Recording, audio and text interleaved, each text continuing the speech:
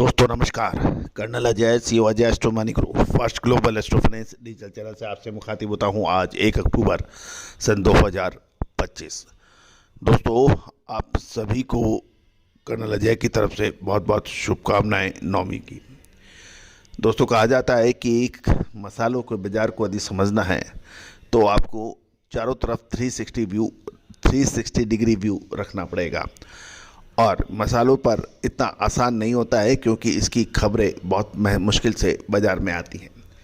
साथ साथ भारत जो कि मसाला का प्रमुख उत्पादक एवं एक्सपोर्टर देश है और यहाँ से मसालों की जो गतिविधि है पूरे से ग्लोबल बाज़ार पर इस पर असर पड़ती है। दोस्तों जहाँ तक हल्दी की बात करेंगे हम हल्दी के अंदर आपको हमने लगातार अपडेट दिए हैं। आपको याद होगा लगभग 2 साल पहले जब हल्दी के दाम 60 रुपये से चल रहे थे उस वक्त हमने तेज़ी की बात कही थी और हल्दी के दाम 180 रुपये तक ऊपर गए थे।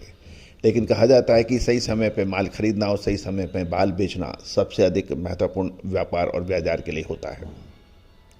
और ये सही समय की गणना भारतीय अनुसंधान पद्धति और फंडामेंटल एनालिसिस के आधार पर जब आप देखते हैं समझते हैं तो आपको काफ़ी हद तक आपको समझ आने लगती है। दोस्तों खबर ये निकल के आ रही है कि महाराष्ट्र के प्रमुख हल्दी उत्पादक क्षेत्रों में लगातार हो रही बरसात से हाजिर बाजार के सेंटीमेंट चेंज हो सकते हैं। फसल की क्षति यानी फसल की नुकसान होने की चिंताएं एक प्रमुख कारक बनी हुई है। साथ साथ एनसीडीएक्स के हाजिर में भी कि हल्दी की कीमतों में निजामाबाद पॉलिश 12,910 रुपये और निजामाबाद अनपॉलिश 12,167 रुपये है। सांगली राजापुर 15,000 रुपये पर टिकी हुई है। ये एनसीडीएक्स के हाजिर बाजार के दाम हैं। दोस्तों खबर निकल जानिए रिपोर्ट विस्तार से। दोस्तों खबर निकल के आ रही है हल्दी के बाज़ारों में मंगलवार को मिला जुला रुख देखने को मिला। हिंगोली में कीमतें कमज़ोर रही जबकि नांदेड़ में कीमतें मजबूती से देखी गई। आंध्र प्रदेश और तेलंगाना के अधिकांश बाजार दशहरे की छुट्टियों के कारण बंद रहे। अब महत्वपूर्ण यह है कि महाराष्ट्र के प्रमुख उत्पादक क्षेत्रों में लगातार बरसात, नदियों में उफान और स्थानीय बाढ़ से खड़ी फसल को लेकर चिंताएं बढ़ गई हैं। मौसम संबंधी जानकारियों के अनुसार हल्दी की फसल को संभावित नुकसान के जोखिम को लगातार उजागर किया जा रहा है, जिसके कारण व्यापारी अगले सप्ताह बारिश के पैटर्न पर ध्यान केंद्रित किए हुए हैं और 2 महीने की जोरदार मानसून गतिविधियों के बाद कोई अतिरिक्त भारी बरसात फसल को तनाव को और बढ़ा सकती है और कीमतों को पर प्रभाव पड़ सकता है। दूसरी ओर हम मानसून अपडेट देखें तो अक्टूबर महीने में यह सामान्य से 115% अधिक बरसात होने की संभावना हो गई है। भारतीय मौसम विभाग का जो आधिकारिक अनुमान है उसके अनुसार मानसून आधिकारिक रूप से देश के लगभग 75% हिस्सों से विदा हो चुका है। अब अनुमान है कि मानसून के बाद 3 महीने सर्दियों की शुरुआती चरण में सामान्य से 12% अधिक बरसात हो सकती है।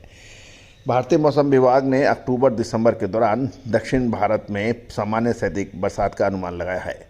मौसम एजेंसी ने अक्टूबर और दिसंबर के लिए अपने मासिक बरसात के और तापमान का पूर्वानुमान में कहा है कि अक्टूबर से दिसंबर के दौरान देश में अधिकांश हिस्सों में सामान्य से अधिक बरसात हो सकती है, जबकि उत्तर पश्चिम, उत्तर पूर्व और दक्षिण के कुछ हिस्सों में सामान्य से कम बरसात होने की उम्मीद है। अक्टूबर के लिए मौसम विभाग ने देश के सामान्य से अधिक बरसात का अनुमान है, जो कि दीर्घकालीन औसत का 115% है।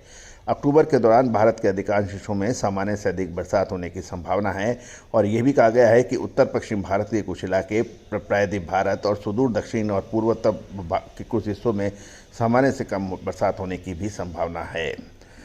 गौरतलब है कि भारत से दक्षिण पश्चिम मानसून की वापसी 12 अक्टूबर के बाद जारी रह सकती है और इस मौसम में मौसम की वापसी 14 सितंबर से शुरू हुई थी, जो सामान्य से 17 सितंबर से पहले थी।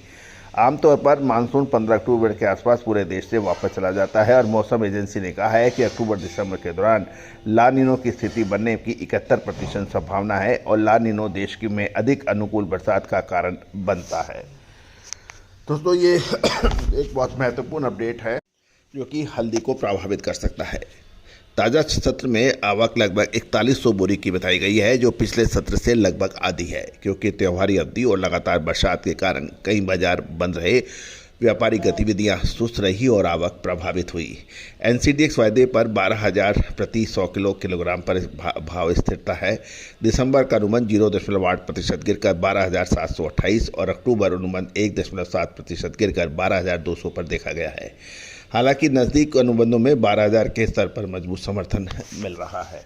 देश के विभिन्न हिस्सों में हल्दी के भाव इस प्रकार हैं।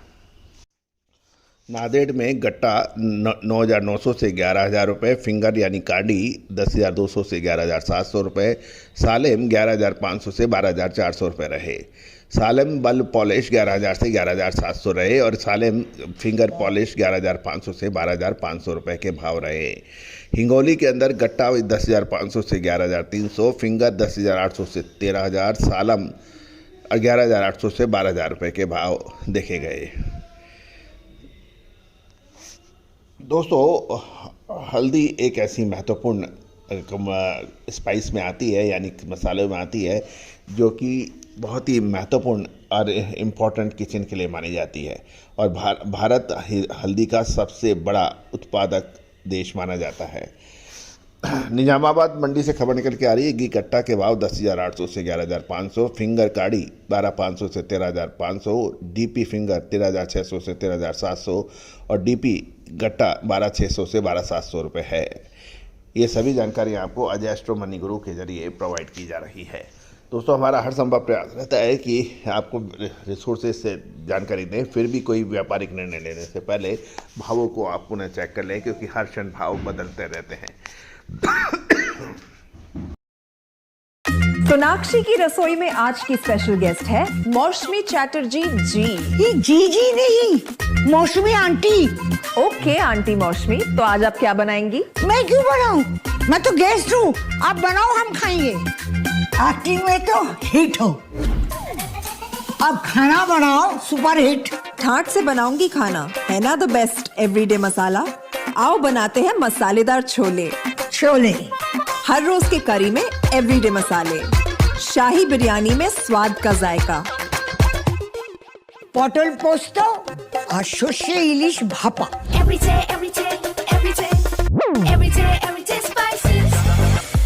साफ मसाले, खुशबू और प्योर झांझ, टेस्ट से भर दे हर जुबान पे स्वाद। एवरीडे मसाले, देश का स्वाद।